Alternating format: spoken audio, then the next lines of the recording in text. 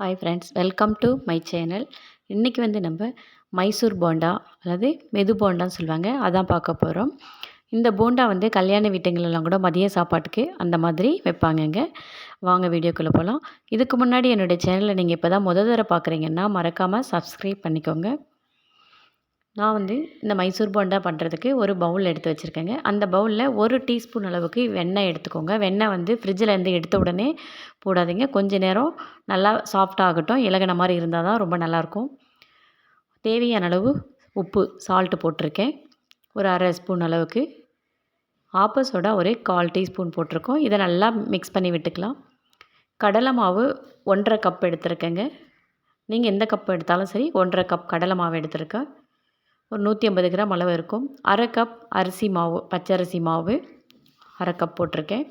சோம்பு நல்லா நுணுக்கினது, இல்லை இடிக்கல்ல வச்சு இடிச்சுக்கலாம். நான் மிக்சியில் பவுடர் பண்ணி வச்சுருக்கேன், அதை போட்டுக்கலாம். அப்படியே போட்டால் அந்த ஃப்ளேவர் டேஸ்ட் நமக்கு கொடுக்காது. 1 ஸ்பூன் தனி மிளகாத்தூள். இப்போ உடைச்ச கடலை இருக்கு இல்லையா, பொட்டுக்கடலை, அது 1/2 கப் எடுத்திருக்கேன். எந்த கப்பில் மாவு எடுத்தோமோ அதே கப்பில் 1/2 கப் எடுத்து நல்லா மிக்சியில் அரைச்சி அப்படியே கலந்துக்கிட்டேங்க. சலிக்கெல்லாம் கிடையாது. கருவேப்பிலை கொஞ்சம் நறுக்கி போட்டிருக்கேன். கொத்தமல்லி இலை ஒரு பிடி அளவு. பச்சை மிளகாய் 2 நறுக்கினது போட்டுக்கோங்க. இப்போ நறுக்கி வச்சுருக்கேன் கொஞ்சம் பெரிய சைஸ் வெங்காயம், ஒரு 2 வெங்காயம் கட் பண்ணி வச்சுருக்கேன். கொஞ்சம் சின்னதாக இருந்ததுன்னா நீங்கள் ஒரு 3 வெங்காயம் சேர்த்துக்கலாம். இது எல்லாத்தையும் நல்லா போட்டு மிக்ஸ் பண்ணிக்கோங்க. கொஞ்சமாக பெருங்காய பவுடர் சேர்த்துக்கோங்க. நான் அதை காமிக்க மறந்துட்டேன். இப்போ இதெல்லாம் நல்லா மிக்ஸ் பண்ணிக்கலாம். மிக்ஸ் பண்ணதுக்கப்புறம் நம்ம ஒரு கடாயில் எண்ணெய் காய்ச்சி வச்சுருக்கோம். அந்த ரொம்ப புகை வர அளவுக்கு எண்ணெய் காயக்கூடாது. நார்மலாக சூடாக இருந்தால் போதும். ஒரு குழி கரண்டி அளவுக்கு எண்ணெய் எடுத்து அந்த மாவில் மிக்ஸ் பண்ணிக்கலாம் நல்லா.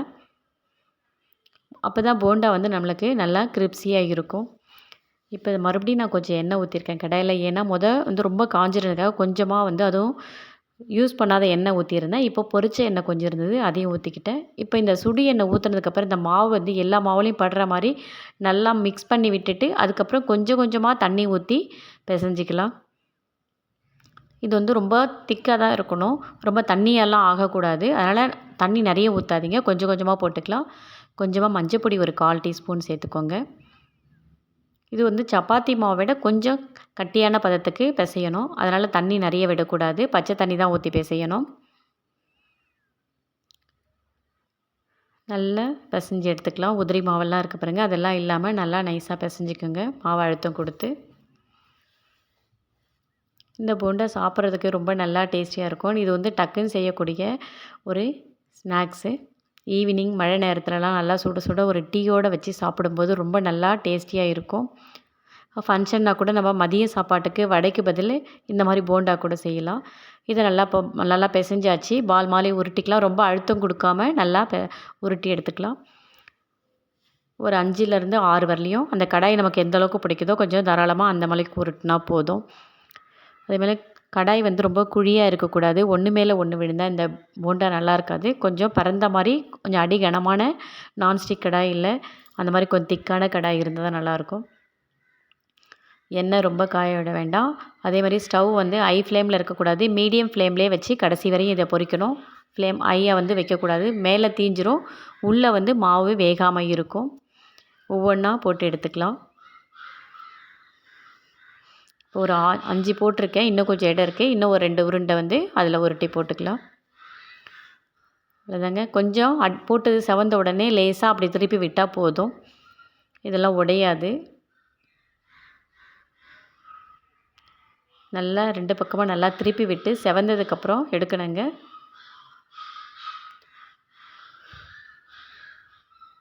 சிம்லேயும் இருக்கக்கூடாது, ஹைலேயும் இருக்கக்கூடாது. மீடியம் ஃப்ளேம்லேயே வச்சு இந்த போண்டா நம்ம செய்யணும்.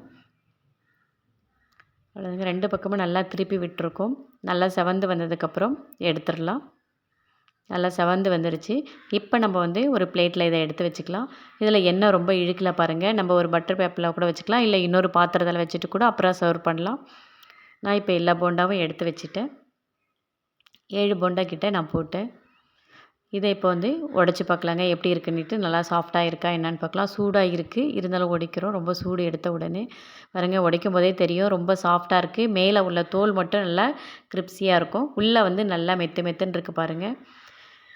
இதே மாதிரி நீங்களும் செஞ்சு பார்த்துட்டு இந்த வீடியோ உங்களுக்கு பிடிச்சிருந்ததுன்னா மறக்காமல் கமெண்ட் பாக்ஸில் கமெண்ட் பண்ணுங்கள். தேங்க்யூ ஃபார் வாட்சிங். பாய். மறுபடியும் அடுத்த ஒரு நல்ல வீடியோவில் உங்களை சந்திக்கிறேன். தேங்க்யூ.